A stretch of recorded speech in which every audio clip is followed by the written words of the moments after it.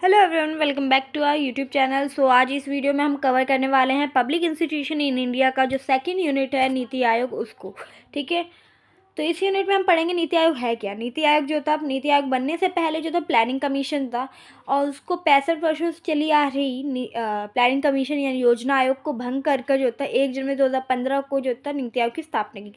जो योजना आयोग था ये तब बनाया गया था जब हमें इंडिपेंडेंस मिली थी, और तब जो था हमने सोवियत के मॉडल से अपनाया था, जिसमें समाजवादी शासन के लिए ढांचा के लिए उसमें से अडॉप्ट किया, जिसमें जो था किसी भी क्षेत्र के विकास को लेकर उसको बढ़ावा देने के लिए, उसके विकास में सुधार करने के लिए जो था योजनाएं बनाई जाती थी उस क्षेत्र को। और इस योजना के अंतर्गत जो होता है, इस मॉडल के अंतर्गत किसी भी क्षेत्र को क्या कहते हैं उद्देश्य या उसको लक्ष्य रखकर टारगेट बनाकर जो था उस क्षेत्र पर 5 वर्षीय योजना का निर्माण किया जाता है। परंतु भारत ने जो तक कई सालों पहले, पहली बात तो भारत ने काफ़ी सारी 5 वर्षीय योजना चलाई, लेकिन साथ ही साथ जो था इस बीच में 1 वर्षीय योजना भी चलाई गई थी। ठीक है, भारत ने जो था 1 वर्षीय योजना जो चलाई थी वो 66 से लेकर 69 तक चलाई थी। उसके बाद 5 वर्षीय योजना चलाई थी जो 65 से दोबारा से शुरू कर दी गई थी। ठीक है, सॉरी 65 कर रही हूँ, 65 तक चलाई गई थी। उसके बाद 69 से दोबारा 5 वर्षीय योजना चालू कर दी थी। इस बीच में ये कारण था कि भारत और पाकिस्तान का युद्ध हो रहा था इस बीच, और इस इंटरवल में जो था, इस अंतराल में जो था भारत में 2 वर्षों तक बहुत ज़्यादा सूखा पड़ा, जिसका नुकसान भारत की कृषि पर पड़ा। ठीक है, खाद्यान्न पर पड़ा। साथ ही साथ जो था अवमूल्यन होने लगा मुद्राओं का। ठीक है, कीमतें बढ़ने लग गई। संसाधनों की कमी के चलते जो था 5 वर्षीय योजना को जारी रखना जो था थोड़ा सा मुश्किल हो रहा था। ठीक है, सरकार के लिए। इसलिए सरकार ने जो था योजना यानी विकास की जो योजना है उसको जारी रखने के लिए इस बीच 1 वर्षीय योजना जारी की थी। ठीक है, और 69 के बाद जो था यानी 59 के बाद जो था 5 वर्षीय योजना दोबारा शुरू की गई। 5 वर्षीय योजना जो थी और 1 वर्षीय योजना जो का कार्य था वो मुख्य रूप से इन सब का निर्माण करने का कार्य योजना आयोग का था यानी प्लानिंग कमीशन है, जिसकी स्थापना 15 मार्च 1950 में पंडित जवाहरलाल नेहरू के द्वारा की गई थी। ठीक है, अध्यक्षता में। प्लानिंग कमीशन बेसिकली एक गैर संवैधानिक निकाय है। ठीक है, और इसका वर्णन जो होता है किसी भी कॉजेस या क्लॉजेस में नहीं किया गया है, कॉजेस सॉरी। ठीक है, और इसका अप्रोच या इसके जो नियम है, कानून है, जो भी निर्माण करता है ये नीति निर्माण, ठीक है, उन सबको पास करने का जो अधिकार है वो किस कहते हैं, जो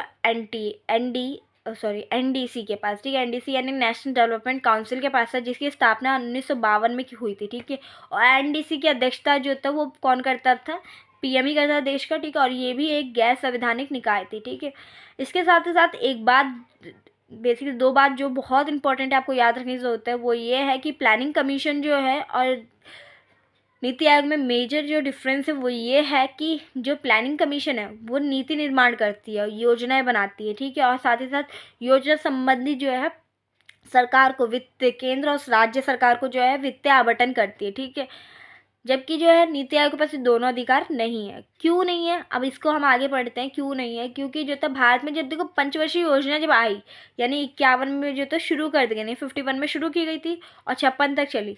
ये 5 वर्ष का इंटरवल हो गया। ठीक है, अंतराल। इस बीच में जो था कृषि क्षेत्र को लेकर बहुत ज़्यादा विकास या कृषि क्षेत्र की प्रौद्योगिकी को लेकर, उसके विकास को लेकर जो था ध्यान दिया गया था। दूसरी 5 वर्षीय योजना उद्योगों को लेकर चली थी, और इस प्रकार जो थी अब तक भारत में 12 पंचवर्षीय योजना चली।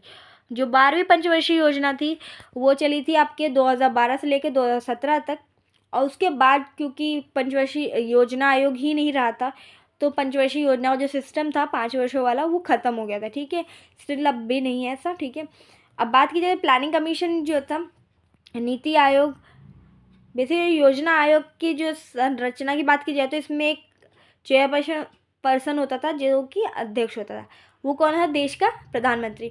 उपाध्यक्ष जो कि जिसकी नियुक्ति प्रधानमंत्री करता था, और ये जो व्यक्ति होता था, ठीक है, उपाध्यक्ष, ये मुख्य रूप से कैबिनेट मंत्री में से ही कोई होता था। ठीक है, जिसकी अध्यक्षता या जिसकी नियुक्ति प्रधानमंत्री करता था।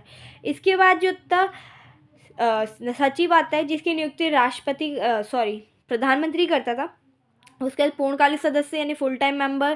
ठीक है, जिसमें मुख्य रूप से अलग अलग क्षेत्र के विशेषज्ञ आते थे। ठीक है, इसमें शामिल होते थे जैसे एग्रीकल्चर और भी बहुत सारे डिफरेंट फील्ड्स के। फिर पार्ट टाइम मेंबर, ठीक है, जिसमें केंद्रीय मंत्री होते थे। फिर एक्स ऑफिशियल यानी पदेन सदस्य, जिसमें वित्त मंत्री, फाइनेंस मंत्री, प्लानिंग मंत्री, ये मिनिस्टर्स आते थे। ठीक है, उसके बाद ये जो आप स्ट्रक्चर देख रहे हैं इमेज, ये नीति आयोग का, इसमें थोड़ा डिफरेंस है। इसमें जो था बेसिकली चेयरपर्सन तो यानी हमारा अध्यक्ष तो राष्ट्र प्रधानमंत्री ही होता है,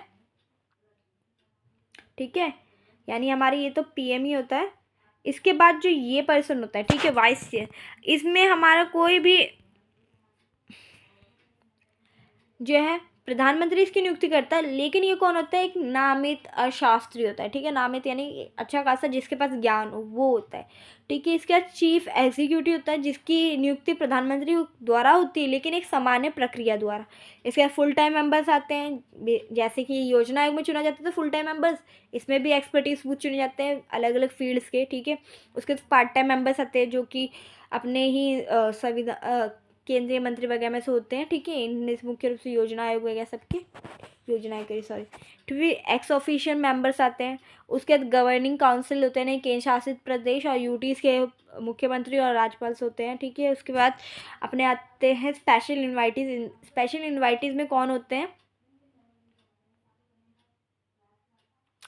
अलग अलग रिसर्च सेंटर्स के सदस्य, ठीक है, अलग अलग फील्ड से सदस्य लोगों को बुलाया जाता है और इनकी नियुक्ति भी प्रधानमंत्री ही करता है। और प्रधानमंत्री चाहे तो इसके कार्यकाल या इसके सदस्यों की संख्या को बढ़ा भी सकता है और घटा भी सकता है, ठीक है, जब तक वो चाहे। और ये तब तक ये सदस्य अपने पद पे तभी तक बने रह सकते हैं जब तक प्रधानमंत्री चाहे। इसके बाद बात की जाए नीति आयोग, जिसकी स्थापना 1 जनवरी 2015 में की गई थी, और ये सरकार का जो था एक प्रभुत्व मंडल जिसे थिंक टैंक कहा जाता है वो है, ठीक है। इसका निर्माण या इसकी स्थापना जो थी, योजना आयोग जो 65 वर्ष चली आ रही है उसको भंग करके बनाया गया था। और इसको बनाने का मुख्य कारण यही था कि क्योंकि इसको बनाने का मुख्य कारण ये था कि सहकारी संघवाद की भावना को ध्यान में रखा गया था, ठीक है, जिसमें अधिकतम शासन और न्यूनतम सरकार हो, ठीक है, यानी कि ज़्यादा से ज़्यादा शासन हो जिसमें जनता का भला हो और कम से कम सरकार जो है अपना फ़ायदा देगी, ठीक है। इस दृष्टिकोण की परिकल्पना की थी। इसके अंदर कोऑपरेटिव फेडरलिज्म, जिसमें केंद्र और राज्य जो होता है मुख्य रूप से क्षैतिज संबंध स्थापित करते हैं और एक दूसरे का सहयोग और अपनी समस्याओं का समाधान प्राप्त करने का प्रयास करते हैं। इस बात पे ध्यान दी गई थी कि ताकि जो है अपने अपने अलग अलग मत देखो इसमें, यानी कि बेसिकली कोई भी एक दूसरे से बड़ा नहीं है, श्रेष्ठ नहीं है, ठीक है, दोनों एक ही इक्वल स्टेज पर है। सहकारी संघवाद जो है मुख्य अवधारणा स्पष्ट करती है केंद्र और राज्य कोई भी किसी भी से भी श्रेष्ठ नहीं है, ठीक है। यहाँ भ्रष्ट लिखा है, ये श्रेष्ठ होगा यहाँ पे, ठीक है। नीति आयोग जो होता है भारत का थिंक टैंक है जिसका कार्य केवल सोचना है और सरकार को सलाह देने का है, ठीक है।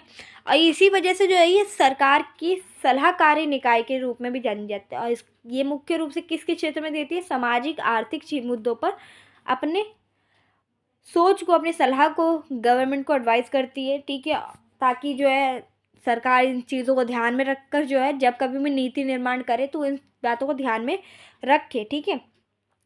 और जैसे कि मैंने बताया कि नीति आयोग के पास ये 2 अधिकार नहीं हैं जो योजना आयोग के पास हैं। कौन से, एक तो ये कि नीति निर्माण करना, ठीक है,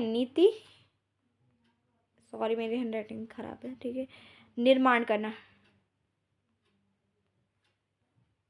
दूसरा फंड एलोकेशन करना। क्योंकि ये क्यों नहीं है, क्योंकि ये सरकार की जो है एक सलाहकारी निकाय है, सलाहकारी निकाय, यस, ठीक है। इसके पास ये 2 राइट नहीं है। इसके अलावा नीति आयोग 7 स्तंभों पे कार्य करती है जो कौन से हैं। एक तो यही है कि जन समर्थन निकाय, प्रो पीपल्स, जिसमें जनताओं के जन समर्थन प्राप्त कर जाए, जिसमें समाज के साथ साथ व्यक्तियों के भी आकांक्षाओं को पूरा किया जा सके, ठीक है, जिसमें हम समाज की तो पूरे कर ही रहे आकांक्षा, साथ ही साथ व्यक्तियों के भी आकांक्षाएं पूरी की जा सके, ठीक है। उसके बाद प्रोएक्टिव्स, ठीक है, इसके अंदर क्या है कि जनताओं की आवश्यकताओं का अनुमान लगाकर उनकी प्रतिक्रिया के साथ साथ जो भी उनकी आवश्यकताएं हैं, ठीक है, सपोज करो जनता इस चीज़ पे प्रतिक्रिया दे रही है, अनुमान लगाना कि जनता शायद स्वच्छता को लेकर ज़्यादा वो है, तो हम इस चीज़ को अनुमान लगा के हम आगे प्लानिंग बनाएंगे, योजना बनाएंगे कि कैसे इस चीज़ से निपटा जाए, ठीक है, अनुमान लगाना। स्वास्थ्य को लेकर कोई प्रॉब्लम है तो अनुमान लगाना कि कहाँ तक चीज़ें पहुँच पा रही है या फैसिलिटीज़ कहाँ तक है।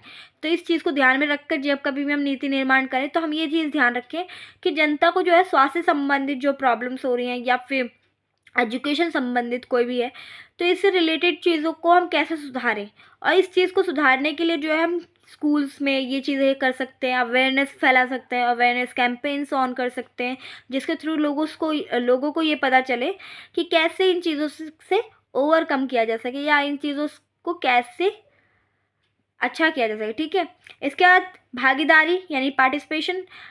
नीति आयोग जब कभी नीति निर्माण के लिए सलाह देता है तो ऐसे सलाह देता है जिसमें जनता की हर एक भागीदारी सुनिश्चित हो। ये नहीं है किसी एक ही वर्ग के बारे में हम सोच रहे हैं या किसी एक ही खास क्लास के बारे में या किसी खास समुदाय के बारे में। ठीक है, नहीं, ना किसी धर्म के बारे में। नीति आयोग इस चीज़ के बारे में नहीं करता। ठीक है, वो ये ध्यान रखता है कि जनता की, आम जनता की भागीदारी शामिल हो। सशक्तिकरण।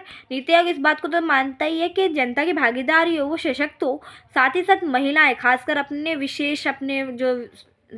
अपने जो निजी मामले या निजी क्षेत्रों में खासकर जो है वो सशक्त बने। ठीक है, सभी का समावेश रहे।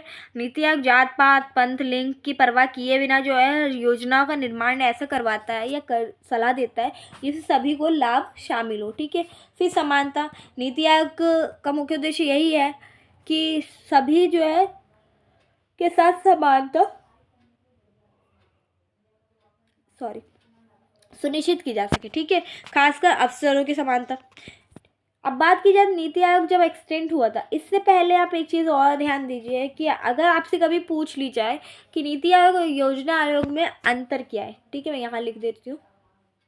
ठीक है, PC मतलब planning commission, NA means NITI Aayog. ठीक है, तो आपको क्या क्या लिखेंगे आप बताइए।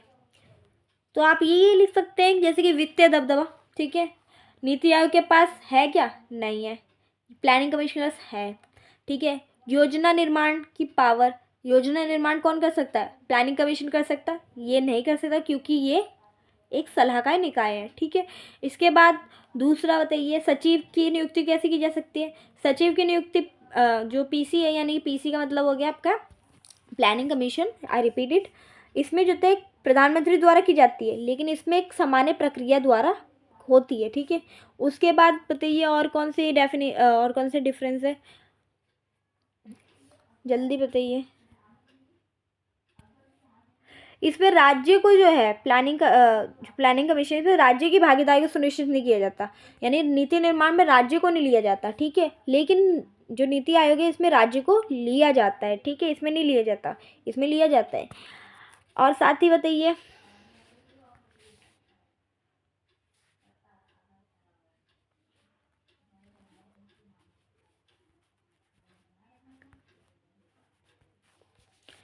साथ ही साथ जो है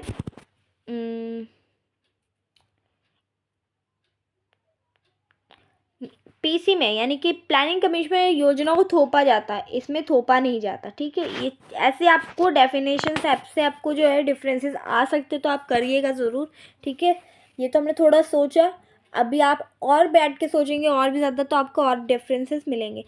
अब आप बात करते हैं आगे। जब नीति आयोग एक्सटेंड हुआ, आगे बढ़ा, तो ये 3 डॉक्यूमेंट्स में बट गया था। जो पहला डॉक्यूमेंट्स था वो 2017-18 से लेकर 19-20 तक का था, जिसपे वित्तीय आवश्यकताओं का अवलोकन करना था कि कहाँ हमें फंड ज़्यादा लगाने से होते हैं और उनके इन क्षेत्रों में सुधार करें। ठीक है, जैसे कि कृषि, अर्थव्यवस्था, न्यायपालिका, विनिमय संरचना, इन सभी में जो है सामाजिक हितों को ध्यान रखते हुए इन क्षेत्रों को सुधार करने के लिए एक रूपरेखा प्रस्तुत की गई। ठीक है, इसका प्रस्ताव रखा और इसके अतिरिक्त जो था नीम चीज़ें थी, जैसे कि इन क्षेत्रों में हम कैसे सुधार कर सकते हैं, अतिरिक्त कर लेकर जो है हम इन क्षेत्रों में सुधार कर सकते हैं, जैसे शिक्षा, स्वास्थ्य, कृषि विकास, रोड, रेलवे इत्यादि के क्षेत्रों में लगा कर। ठीक है, फिर दूसरा ये कि 2022 तक किसानों की आय को दुगना करने का लक्ष्य रखा गया था, जिसमें कृषि को उन्नत बनाने के लिए अच्छे से अच्छे बीज, ठीक है, फर्टिलाइजेशन के लिए और भी बहुत सारी चीज़ें की गई तकनीक ताकि उत्पादक में वृद्धि की जा सके।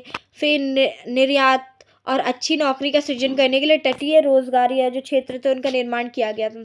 और शहरी भूमि में या शहरों में सबको अपना घर मिल सके, इसलिए शहरी भूमि के लिए जो था जितने आवासीय भूखंड थे उनके क्षेत्रों को बढ़ाया गया और उनकी कीमतों को कम किया गया ताकि अधिक से अधिक लोगों को जो है आवास उपलब्ध कराया जा सके और एक निश्चित हो किया जा सके। ठीक है, एक निश्चित दामों पर।